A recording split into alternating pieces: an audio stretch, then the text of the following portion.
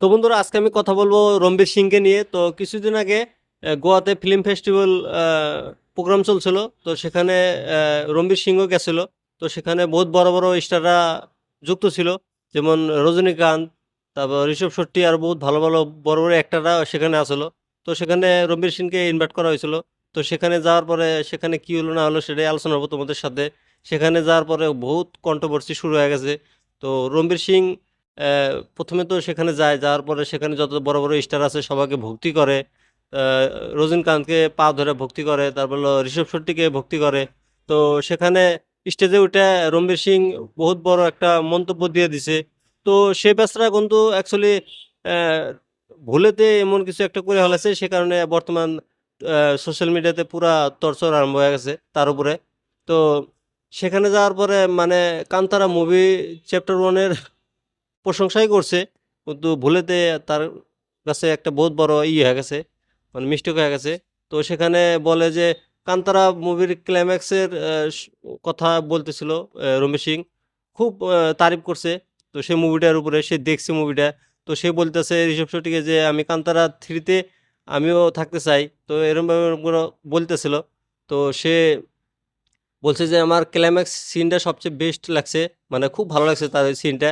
তো সেখানে যে চামুন্ডা দেবী আছে, চামুন্ডা দেবী যখন মানে ঋষভ শেট্টির উপরে ভর ভরণ-পোষণ হয়, তখন যেরকম করে আরকি ঋষভ শেট্টি, তো সেই রোলটা আবার আ আমাদের রণবীর সিং করতেছিল। তো সে যেভাবে করছে মানে করছে তো একটা বাজেভাবেই করছে। তো তারপরে একটা কথা বলছে যে, ফিমেল গোস্ট মানে লেডিস ভূতের কথা বলছে, যে তখন ওই যে শরীরের ভিতরে যে ঢুকে পড়ে। তো সেই সিনটা আর সেই কথাটা কিন্তু খুব খারাপ দেখাইছে। আর যেভাবে সে রোলটা করছে, একদম মানে ছাগল যেরমভাবে ডাকে না? সেই ধরনের মানে অবস্থা হয়েছিল ওই সিনটাতে। তো সেই সিনটা খুব খারাপ লাগছে। আমারও দেখে খুব খারাপ লাগছে। বাকি ওখানে যতগুলো মানুষ আসলো সবাই হাসাহাসি করছে। তো ওরকম একটা মাইন্ড করে নাই বোধহয় কেউ ওখানে। তো ঋষভ শেট্টি তাকে মানা করছিল যে এরকম করতে না করছে। তো সে মানুষের বিষয়ে কোনো কালচারের বিষয়ে জানে না, এরকম করা উচিতও না। তো তার কিছুদিন পরে তোমার ৫ ডিসেম্বরে তার 'ধুরন্ধর' মুভি আসবো। তো 'ধুরন্ধর' মুভির উপরে এই কন্ট্রোভার্সিটাও খুব একটা ইফেক্ট পড়তে পারে। তো এই সিনটার জন্যে আমাদের বহুত হিন্দু মানুষ আছে, তারা এই মুভিটা হয়তো দেখবো না। আর খুব নেগেটিভ ছড়ায় দিব। তো সে কারণে ওর খুব ঝামেলা হতে পারে। রণবীর সিং এর আগে ২ বছর আগে একটা মুভি নিয়েছিল আলিয়া ভাটের সাথে।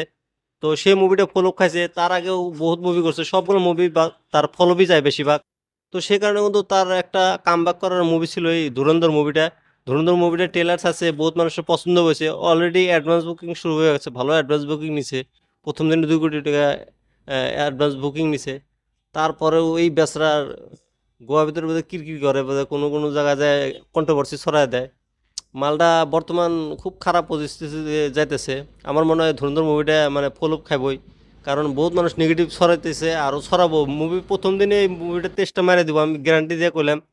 বাকি রণবীর সিং এরকম করা লাগছিল না। বেচারা মনে ভুলে তো করে দিছে এরকম। তো তার সরিও বলা লাগছিল সেখানে। অ্যাকচুয়ালি বহুত খারাপ হয়ে গেছে। তার অবস্থাটা খারাপ আছে আমি যা দেখে বুঝতেছি। তো বাকি তোমরা অ্যা কি মন্তব্য নিছো তার বিষয়ে সেটা তোমরা আমাকে কমেন্ট করে বলে দিও। আর আমার এই রিভিউটা তোমাদের কাছে কেমন লাগছে কমেন্ট করে জানিয়ে দিও। আর আমার চ্যানেলটা সাবস্ক্রাইব করে দিতে পারো।